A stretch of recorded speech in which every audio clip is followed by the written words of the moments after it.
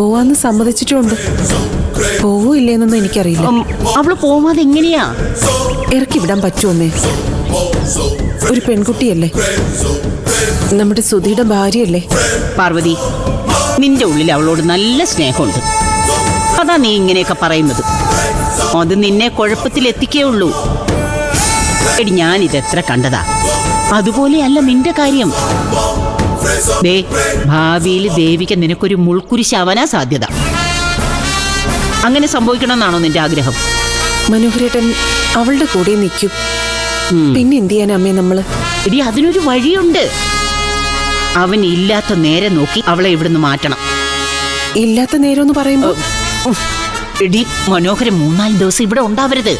അവനെ എങ്ങോട്ടെങ്കിലും മാറ്റണമെന്ന്. അമ്മയൊന്ന് തെളിച്ചു പറ, എന്താ അമ്മ ഉദ്ദേശിക്കുന്നത്? അതെ, നമ്മുടെ സുതിമോൻ ചിതാഭസ്മോ ഇതുവരെ ഒഴുക്കിയില്ലല്ലോ. എടി, രാമേശ്വരത്ത് കൊണ്ടുപോയി ഒഴുക്കണമെന്ന് നമുക്ക് മനോഹരനോട് പറയാം.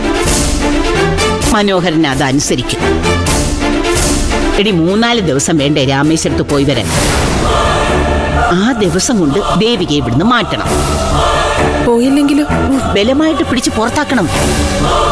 നമുക്ക് വലുത് നിത്യമോളുടെ ഭാവിയാ. അതിനെ ഇവളൊരു തടസ്സമാ.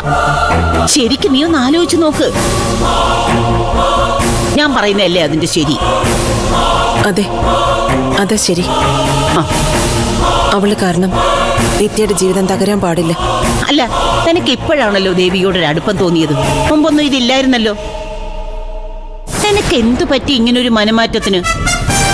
അത് അമ്മേ, ഞാൻ ആലോചിച്ചപ്പോ അവള് നമ്മുടെ സുധിക്ക് വേണ്ടിയല്ലമ്മേ ജീവിക്കുന്നത്.